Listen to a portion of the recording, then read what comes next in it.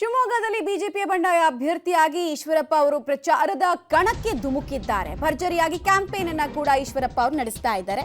In fact ಪುರಲೆಯ Ganapati ದೇವಸ್ಥಾನದಲ್ಲಿ ಪೂಜೆ ಸಲ್ಲಿಸಿ ಪ್ರಚಾರವನ್ನು ಆರಂಭಿಸಿದ್ದಾರೆ. 1989ರಲ್ಲಿ ಮೊದಲ ಬಾರಿ ನಾನು ಚುನಾವಣೆಗೆ ಸ್ಪರ್ಧಿಸಿದ್ದೆ ಅಂತ ಇತಿಹಾಸವನ್ನ ನೆನಪು ಮಾಡ್ಕೊಳ್ಳೋ ಕೆಲಸ ಕೂಡ ಮಾಡಿದ್ರು. ಆಗ ಪುರಲೆಯಲ್ಲಿ ಅತಿ ಹೆಚ್ಚು ಲೀಡ್ ನನಗೆ ಬಂದಿತ್ತು ಅಂತ ನೆನಪು ಮಾಡ್ಕೊಳ್ತಾ ಇದ್ದಾರೆ. ಹೀಗಾಗಿ ಪುರಲೆಯ ಜನರ ಆಶೀರ್ವಾದ ಪಡೆಯೋದಕ್ಕೆ ನಾನು ಇಲ್ಲಿಗೆ ಬಂದಿದ್ದೀನಿ ಅಂತ ತಿಳಿಸಿದ್ರು. ಗಣಪತಿ ದೇವಸ್ಥಾನದಲ್ಲಿ ಪೂಜೆ ಸಲ್ಲಿಸಿ ಪ್ರಚಾರವನ್ನು ನಾನು ಆರಂಭ ಮಾಡಿದ್ದೀನಿ ಅಂತ ಈಶ್ವರಪ್ಪ ಅವರು ಹೇಳಿದರು. ಇವತ್ತಿನಿಂದ ನನ್ನ ಲೋಕಸಭಾ ಚುನಾವಣದ ಪ್ರಚಾರ ಆರಂಭ ಇವತ್ತಾಗ್ತಾ ಇದೆ. ಹಾಗಾಗಿ ಇಲ್ಲಿಯ ನಾಗರಿಕರ, ರೈತರ ಎಲ್ಲರೂ ಆಶೀರ್ವಾದ ತಗೊಂಡು ಇಲ್ಲಿಯ ದೇವಸ್ಥಾನದಲ್ಲಿ ಗಣಪತಿ ದೇವಸ್ಥಾನದ ದೇವರ ಆಶೀರ್ವಾದ ತಗೊಂಡು ನನ್ನ ಲೋಕಸಭಾ ಚುನಾವಣಾ ಪ್ರಚಾರ ಆರಂಭ ಮಾಡಿದ್ದೇನೆ. ಹಾಗಾಗಿ ಅವರೆಲ್ಲರೂ ಆಶೀರ್ವಾದ ಮಾಡಿದ್ದಾರೆ. ಡೀಟೇಲ್ಸ್ ಕೊಡ್ತಾರೆ. ನೇರ ಸಂಪರ್ಕದಲ್ಲಿ ಜಾಯ್ನ್ ಆಗ್ತಾ ಇದ್ದಾರೆ ಶಶಿಧರ್. ಈಗ ಇಲ್ಲಿ ಚುನಾವಣಾ ಪ್ರಚಾರದ ಅಖಾಡಕ್ಕೆ ಏನೋ ಧುಮುಕಿದ್ದಾರೆ, ಬಟ್ ಅವ್ರಿಗೆ ಯಾವ ರೀತಿ ರೆಸ್ಪಾನ್ಸ್ ಸಿಗ್ತಾ ಇದೆ? ಆಮೇಲೆ ಪದೇ ಪದೇ ಇತಿಹಾಸವನ್ನ ನೆನಪು ಮಾಡ್ಕೊಡೋ ಕೆಲಸ ಮಾಡೋದ್ರ ಮೂಲಕ ಮತಗಳ ಕ್ರೋಢೀಕರಣಕ್ಕೆ ಮುಂದಾಗಿದ್ದಾರೆ ಈಶ್ವರಪ್ಪ ಅವರು.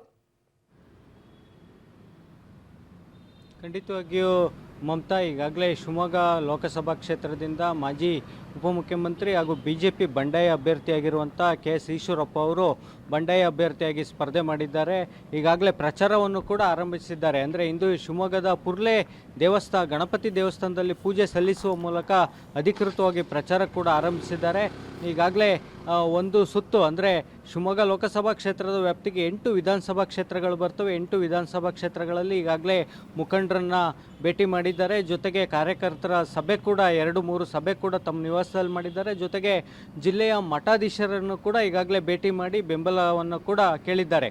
ಇನ್ನು ಇಂದಿನಿಂದ ಅಧಿಕೃತವಾಗಿ ಈಶ್ವರಪ್ಪ ಅವರು ಪ್ರಚಾರವನ್ನು ಆರಂಭಿಸಿದ್ದಾರೆ. ಪುರ್ಲೆ ಗಣಪತಿ ದೇವಸ್ಥಾನದಲ್ಲಿ ಪೂಜೆ ಸಲ್ಲಿಸಿ ಪ್ರಚಾರ ಮಾಡಿದ್ದಾರೆ. ಜೊತೆಗೆ ಈಗ ಪುರ್ಲೆ ವಾರ್ಡ್ನಲ್ಲಿ ಏನಿದೆ, ಪುರ್ಲೆ ಬೂತ್ನಲ್ಲಿ 1989ರಲ್ಲಿ ಈಶ್ವರಪ್ಪ ಅವರು ಪ್ರಥಮ ಬಾರಿಗೆ ಚುನಾವಣೆಗೆ ಸ್ಪರ್ಧಿಸಿದಂಥ ಸಂದರ್ಭದಲ್ಲಿ ಅತಿ ಹೆಚ್ಚು ಲೀಡ್ ಮತಗಳು ಬಂದಿತ್ತು. ಹೀಗಾಗಿ ಆ ವಾರ್ಡಿಂದನೇ ನಾನು ಮತ ಪ್ರಚಾರ ಆರಂಭಿಸಿದ್ದೇನೆ ಅನ್ನೋ ಒಂದು ಮಾಹಿತಿಯನ್ನು ಕೂಡ ಈಶ್ವರಪ್ಪ ಅವರು ನೀಡಿದ್ದಾರೆ. ಒಟ್ಟಾರೆ ಈಶ್ವರಪ್ಪ ಅವರ ಸ್ಪರ್ಧೆ ಬಿಜೆಪಿಗೆ ಒಂದು ರೀತಿ ತಲೆನೋವಾಗಿದೆ. ಜೊತೆಗೆ ಕಾರ್ಯಕರ್ತರಲ್ಲೂ ಕೂಡ ಗೊಂದಲ ಉಂಟು ಮಾಡಿದೆ. ನಾವು ಈಶ್ವರಪ್ಪ ಅವ್ರ ಜೊತೆ ಗುರುತಿಸ್ಕೊಳ್ಬೇಕಾ, ರಾಘವೇಂದ್ರ ಅವ್ರ ಜೊತೆಗೆ ಅಥವಾ ಪಕ್ಷ ನಿಷ್ಠೆ ತೋರ್ಬೇಕಾ ಅನ್ನೋ ಒಂದು ಗೊಂದಲ ಕಾರ್ಯಕರ್ತರಲ್ಲಿ ಕಾಣ್ತಾ ಇದೆ ಮಮತಾ.